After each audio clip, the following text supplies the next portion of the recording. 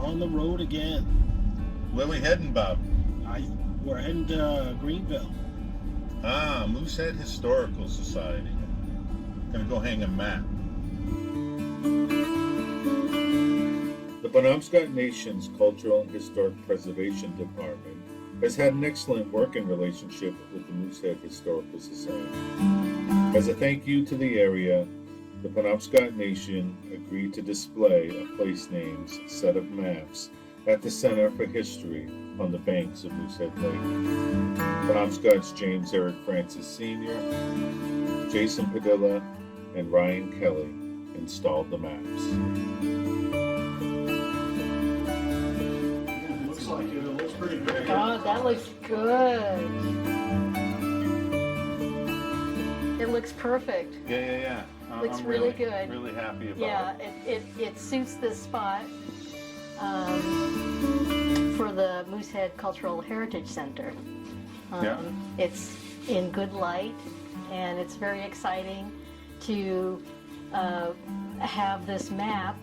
Can you tell me a little bit about it? Sure. As you notice, there's two of them.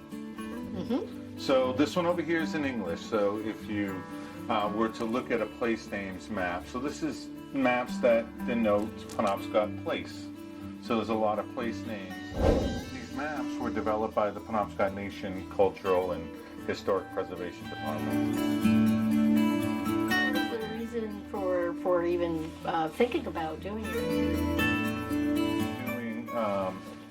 Doing landscape and indigenous landscape research for the last 30 years. So a lot of what you see here in the Penobscot River Valley especially, and into our homelands which are here in Moosehead Lake, a lot of these place names stretch over.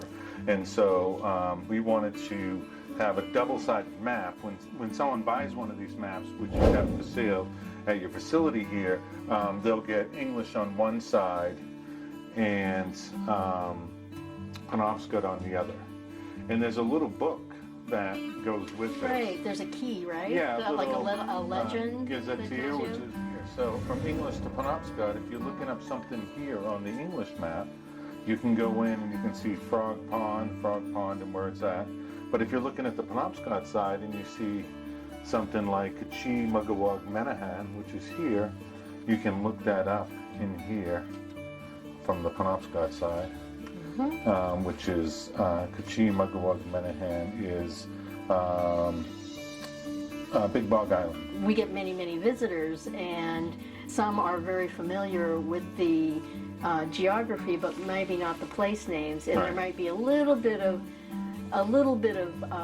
familiarity, but they don't know. Yeah. As Penobscots, we have a long history here in the Moosehead Lake region, for generations, thousands of years. And then during the more historic era, we had Maine guides who would come to the Moosehead Lake region and guide people from here out into the woods, whether it was hunting or fishing. Nidabe was a famous Penobscot. And then later, Keen Tomer, a Penobscot who lived in Rockwood, his family, Francis Xavier Tomer, his grandfather was a guide from here. And so we have this long history of Penobscots in the Moosehead Lake region. Yeah, and Thoreau has his own history here in town. And both times, when he came here in 53 and in 1857, he had Penobscot guides. In 53, he had Joseph Atienne, who unfortunately dies on a log drive in 1870. And then later in 57, Joe Polis. Atienne and Thoreau actually take the steamer up the lake. They had their birch bark canoe on the steamer as they made it all the way to Northeast Cary. But Joe Polis and Henry David Thoreau paddled the length of Moosehead.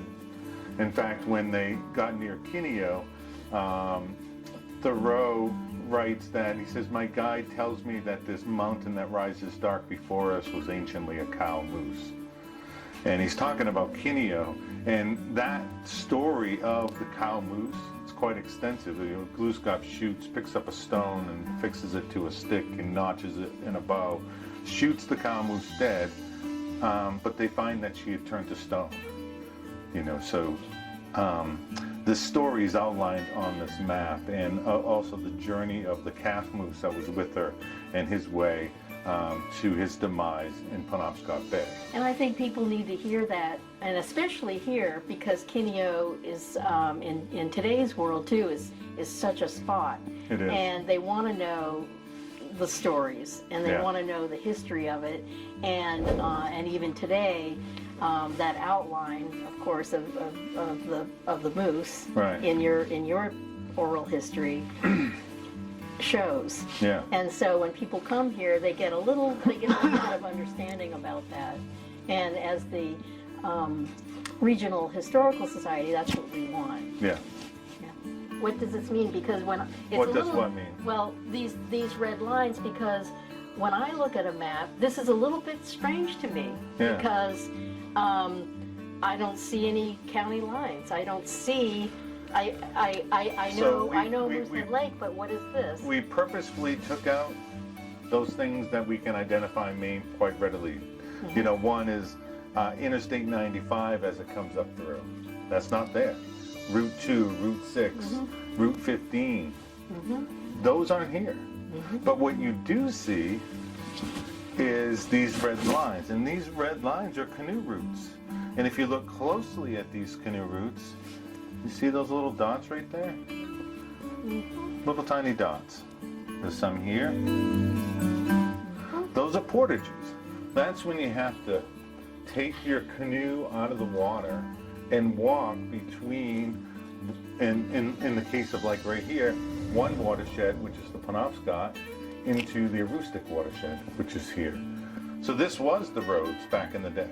And that's what we want people to understand, that this landscape, this indigenous landscape, had Penobscot and Wabanaki people traveling all over.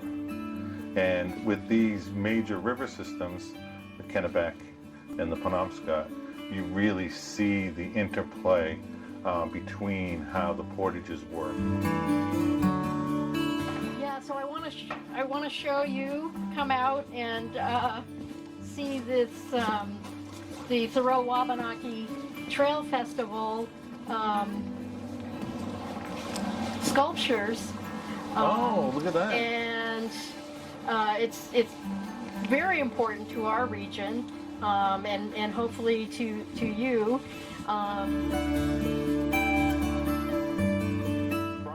Only the essential facts of life, and see if I could not learn what it had to teach, and not, when I came to die, discover what I had not lived.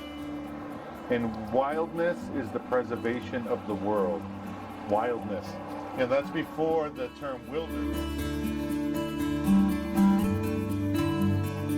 2005. So it's been here for some while, and we have the annual Thoreau Wabanaki Festival, and it really celebrates that relationship to the water. Do people sit here? I mean, is this? They do. Look at that. Yeah. Isn't that nice? I feel like a giant on this canoe. But what's interesting about this being a stone canoe in Penobscot legends, when Glooskap leaves, like he's done with his teaching with the Penobscot people, and he leaves in a stone canoe, and he paddles north. Really? Yeah. I mean, you're really embracing, like, the historic roots of this place, whether it's that ancient, indigenous history, or, the colonial era with when Thoreau comes in here, to modern. There's an Indian gift store on the corner up there, which has been a landmark here in town for decades.